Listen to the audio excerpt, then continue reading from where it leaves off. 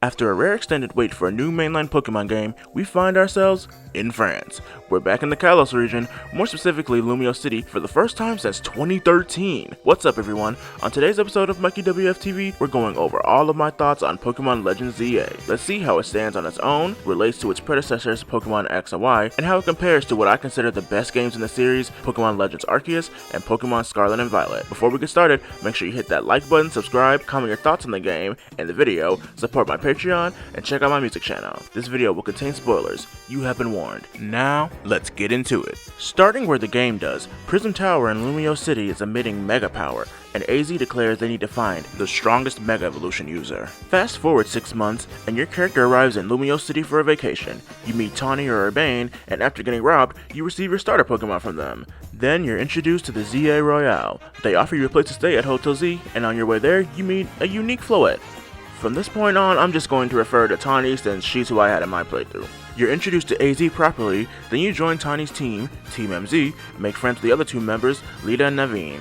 Then you climb through the ranks of the ZA Royale, make new friends with Pokemon and people alike, stop the threatening new phenomenon, Rogue Mega Evolution, and spend all your money at the many boutiques across the city. Once you reach rank A, it's time for Team MZ to save the day. Or so we thought. Turns out, the Prism Tower is powered by a device called Ange, which was built by AZ 2,000 years ago. You know, if I had a nickel for every time AZ built something that could destroy the world, I'd have 2 nickels, which isn't a lot, but strange that it happened twice. The reason Ange was unleashing Mega Power, and was the cause of the Rogue Mega Evolution, is because of the ultimate weapons usage 5 years prior in X and Y. AZ's plan was to have the strongest Mega Evolution user Mega Evolve his Floette, as she was the only thing who could control Ange. But instead of powering down after Mega Floette absorbed the Mega Power, it went rogue, absorbing Mega Floette and becoming Hyper Rogue Ange Floette. Only after you, and the friends you made along the way, minus Tawny, and Zygarde come together is Ange defeated. Peace finally returns to Lumio City, and after 3,000 years,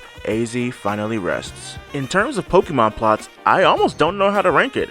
It's pretty simple and straightforward, leagues better than its predecessor story, but it doesn't have the same punch or depth as titles like Black and White, Sun and Moon, or Scarlet and Violet. As I write this, I wonder if it's fair to compare to those games that are narrative and character-forward plots. ZA is absolutely the Pokemon Z we didn't get in 2015, just reworked to be its own thing, contained in one location, rather than a sequel where you go through the whole region again like Black 2 and White 2. It's the final chapter in AZ's story.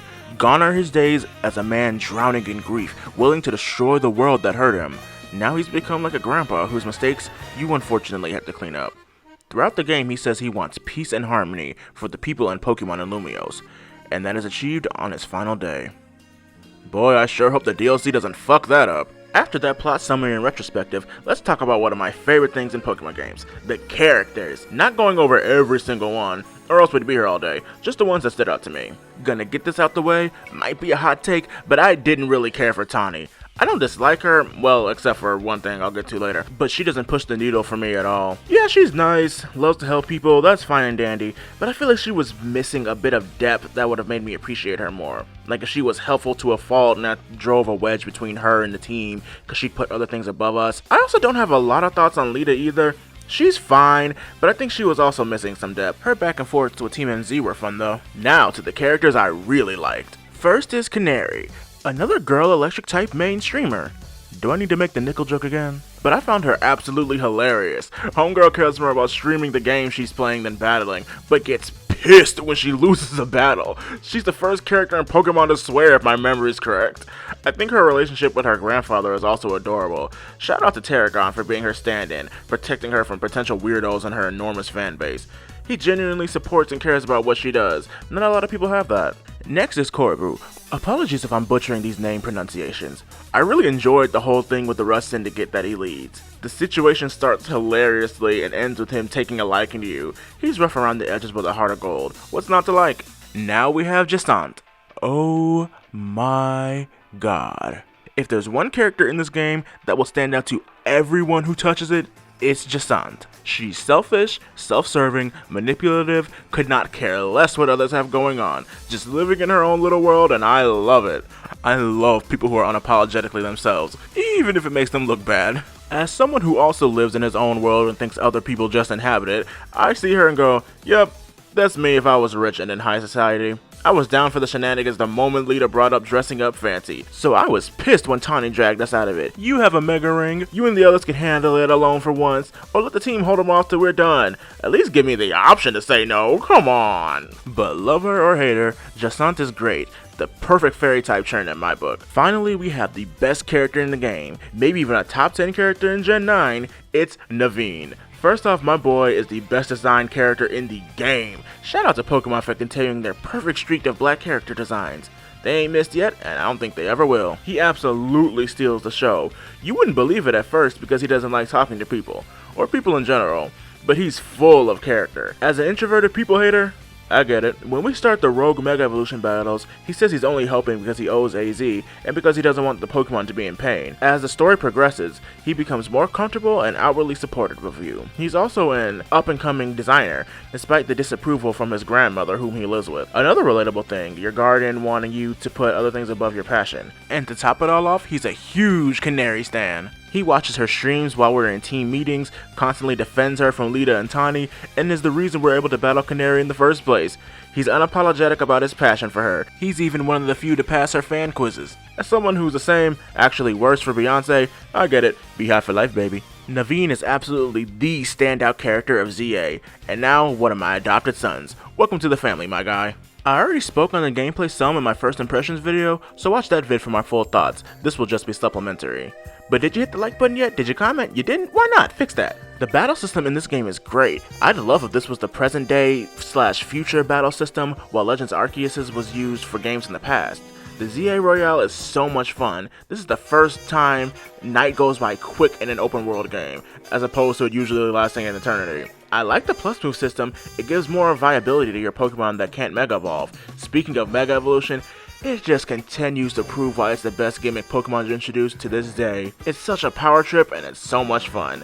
I think almost every new Mega design is great. I don't even dislike the ones that I think aren't great. Catching Pokemon is a bit of a different story. I think that controlled much better on Legends Arceus. I'm not a fan of how you only have one shot to aim and throw with some Pokemon. The amount of time before they run away was shortened drastically. I kinda missed the gyro controls too. That was my preferred way of aiming. Traversing through Lumiose is fun. Kinda weird that we don't have a ride Pokemon at all or a bike this time. A moped would have been cute since, you know, we're in Poke France. Also, I think this is the best camera feature we've ever had in a Pokemon game. Next thing I want to touch on is the OST. As expected from Pokemon, it does not disappoint. The day and night renditions of Lumiose perfectly capture the feeling the game conveys. The day theme is beautiful, cozy, great for walking around or chilling with your Pokemon. The night theme is fun, funky, perfect for a night on the town. The character battle themes are great too, especially Jacinthe. She has one of the best themes in the whole series. My only complaints are I wish Naveen and Lita got their own versions of the Team MZ theme for their final battles in the story and for their rematches. I also wish we got more remixes of old songs from X and Y. I had a feeling it wouldn't happen since we're only in one location as opposed to all of Kalos, but I feel like the other location songs could have been worked in somehow, like for some side quests, or maybe a radio or a jukebox in Hotel Z. I wanted to hear Sandloom Forest and Lavery City remade. Oh well, at least I got the boutique theme. Song so good they didn't even bother remixing it. I'm not gonna lie, I don't really have any glaring cons or complaints with the game.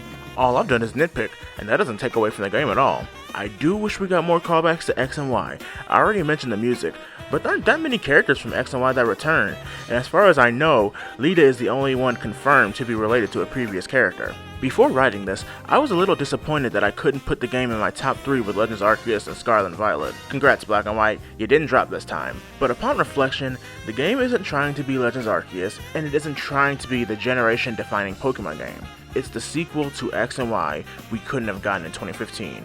And honestly, I'm happy we had to wait the extra 10 years. We wouldn't have gotten a game of this caliber on the 3DS. Technical limitations aside, we wouldn't have gotten the character memorabilia we received.